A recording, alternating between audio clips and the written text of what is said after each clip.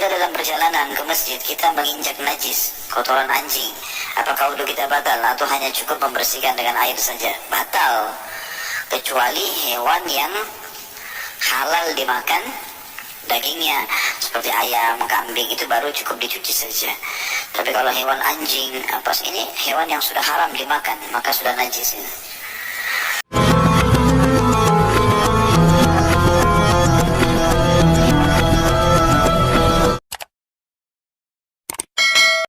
Assalamualaikum warahmatullahi wabarakatuh.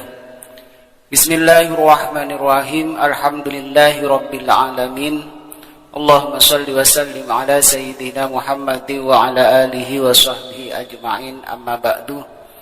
Saudara-saudara kaum muslimin wal muslimat, semoga selalu mendapatkan curahan rahmat dan nikmat Allah Subhanahu wa taala. Semoga kita dijadikan hamba Allah Subhanahu wa taala, hamba yang beruntung, yang selalu bersyukur kepada Allah Subhanahu wa taala. Pada kali ini kami tetap akan menanggapi salah satu Ustadz Salafi Wahabi. Yang jelas ini masalah hukum fikih ya.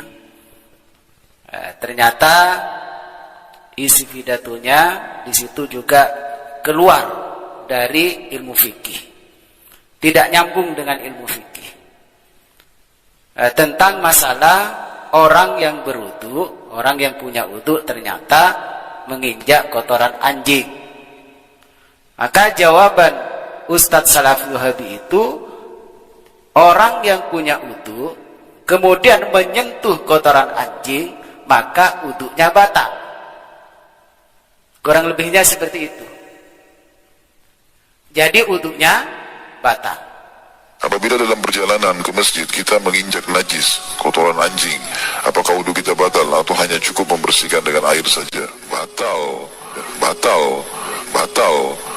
Kecuali hewan yang halal dimakan dagingnya, seperti ayam, kambing, itu baru cukup dicuci saja. Tapi kalau hewan anjing, ini hewan yang sudah haram dimakan. Mungkinkah jawaban Ustadz Salafi Wahabi ini bisa dibenarkan?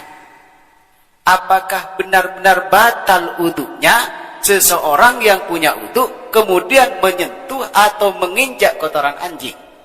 Ternyata Ustadz Salafi Wahabi ini masih jawabannya dengan logika saja, dengan enjoy, santai, tenang, seakan tidak ada beban. Kalau tahu ya tidak masalah, kalau jawabannya benar ya tidak masalah. Ini jawabannya keliru. Permohonan kami kepada Ustadz Salafi Wahabi, jangan sering berdusta, umat jangan dibodohi. Apakah tidak bisa kalau kita harus jujur berfatwa? Ya misalnya sudah tidak tahu, ya jawab, tunggu dulu. Saya akan mencari referensinya daripada menjawab ternyata keliru atau memang berdusta. Yang jelas jawabannya itu salah. Dan itu merupakan, kalau kita berkata masalah bid'ah, Salafi Wahabi itu sangat tajam, sangat keras terhadap amaliyah orang lain, dikatakan bid'ah, dikatakan sesat. Menurut saya pemikiran yang seperti ini, yang memutuskan hukum tanpa adanya dasar, hanya dengan keinginannya sendiri, hanya dengan pendapatnya sendiri, tanpa dasar hujjah dari ulama, menurut saya ini yang sebenarnya bid'ah dhalalah. Karena ini masalah hukum, jelas menyimpang dari apa yang disampaikan oleh Rasulullah. Silahkan cari hadisnya, di mana hadisnya itu ada. Cari hadisnya, ayatnya, sampaikan kepada pendukung Ustadz Khalid Basalamah yang selalu membela, yang selalu membantah. Di konten saya, terkadang mereka pendukung atau kelompok Ustadz Khalid Basalamah tidak terima kalau disalahkan, diluruskan. Sebenarnya kalau dibiarkan itu penyesatan jariyah, semakin berjalan penyesatan itu.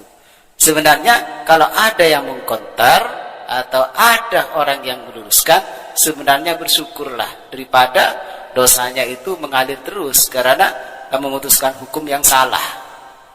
Nah, ini sebenarnya bid'ah dhalalah kok seperti itu, memutuskan hukum dengan pemikirannya sendiri, tidak berdasarkan hadis, tidak berdasarkan ayat Al-Quran. Hujjah ulama pun tidak ada yang mengatakan bahwa menginjak kotoran anjing membatalkan wudu. Syekh bin Baz berkata di dalam kitab Fatawa Nur al-Darbi juz 5 Sahifah 257. Soal, ada orang yang bertanya kepada Syekh bin Baz, yaqulus sa'il.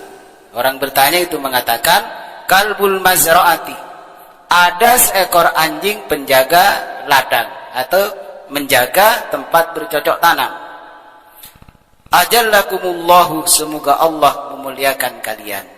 Indama uqaddimu lahu ta'ama qad yalmisuni, ketika saya memberikan makan kepada anjing, qad yalmisuni, terkadang qad ditaklil ya, ada qad berfaedah ditaklil, ada berfaedah ditakfir. Ini qad berfaedah ditaklil. Terkadang anjing itu menyentuh saya. Wa qad yalmisu malabisi, terkadang juga menyentuh pakaian-pakaian saya. Fahal yajibu alayya hina mulamasatihi limalabisi an ugayyiraha, apakah wajib bagi saya ketika anjing itu menyentuh pakaian-pakaian saya, apakah wajib bagi saya untuk mengganti pakaian? Wahal yajibu alayya an u'idal wudu'ah, apakah wajib bagi saya mengulangi wudu? Itu pertanyaannya. Jazakumullahu khairan. Syekh bin Baz itu menjawab, laisa alaika i'adatul wudu'i, tidak wajib bagimu mengulangi wudu, artinya wudunya tidak batal. Lakin idza massa rutubatan minhu syai'un min thawbika fa innaka tausilu mahallar rutubah. Akan tetapi apabila sesuatu yang basah dari anjing menyentuh bajumu, fa innaka tausilu mahallar rutubah, maka kamu harus membasuh tempat yang basah itu. Misalnya bajunya terkena kotoran anjing atau sesuatu yang basah dari anjing, maka bajunya itu yang harus dibersihkan, bukan wudunya yang batal. Wudunya tidak batal. Amma idza massa thawbuka jildaha, adapun jika bajumu menyentuh kulitnya anjing, wa huwa yabisun, dan anjing itu dalam keadaan kering, falyadurru, maka tidak jadi mudarat. Artinya wudunya tidak batal, tidak ada masalah, karena benda yang kering ketemu dengan sesuatu yang kering itu tidak jadi masalah. Anjingnya kering, bajumu kering, baju kita kering juga tidak jadi masalah, karena sama-sama kering, tidak membahayakan. Lakin idza kana fihi rutubatun min baulihi aw riqihi lu'abihi fa innaka taghsilu ma asabahu sab'a marratin. Kan tetapi jika dari anjing itu, sesuatu dari jus anjing itu yang basah, baik dari kencingnya atau liurnya, fa innaka taghsilu ma asabahu sab'a marratin, maka kamu harus membasuh 7 kali basuhan. Itu kata Syekh bin Baz. Jika ada sesuatu dari anjing, dari kencingnya, dari liurnya jatuh kepada baju, maka baju itu harus dibasuh 7 kali basuhan. Kan sabari jalaka au saubaka, seperti contoh sesuatu yang basah dari anjing itu jatuh kepada kakimu atau jatuh kepada bajumu, fa innaka taghsiluhu sab'a marratin, maka kamu harus membasuh sebanyak 7 kali basuhan. Wa yakunu fiha wahidatun biturabi, maka salah satu di antara yang 7 itu harus dicampur dengan debu. wa fil ula afdalu. Jika yang pertama yang dicampur, maka itu lebih utama, itu lebih baik. Jadi sudah jelas dari ulama Salafi Wahabi, dari tokoh Salafi Wahabi yaitu Syekh bin Baz mengatakan tidak batal. Ini murni pemikirannya Ustadz Khalid Basalamah. Maka kalau terjadi seperti ini, mungkinkah kita harus diam? Mungkinkah kita tidak harus menjelaskan kepada umat bahwa apa yang disampaikan Ustadz Khalid Basalamah itu salah? Bukan hanya menurut saya, tapi menurut Syekh Utsaimin. Saya cuma tinggal membaca kok. Saya hanya membaca. Bukan pemikiran saya sendiri. Saya tidak berani menyampaikan kalau hanya hasil dari filter saya sendiri.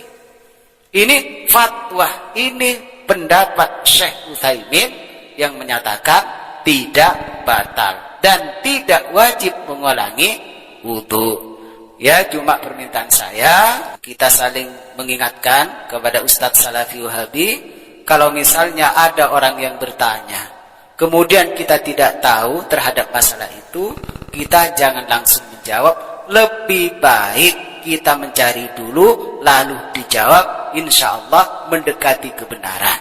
Kalau langsung menjawab ternyata keliru, ini akan menyesatkan. Darurat, bahaya kepada umat, jika sampai umat seperti itu. Mungkin ini yang dapat saya sampaikan. Terima kasih atas perhatiannya. Mohon maaf atas kekhilafannya. Akhiran, wassalamualaikum warahmatullahi wabarakatuh.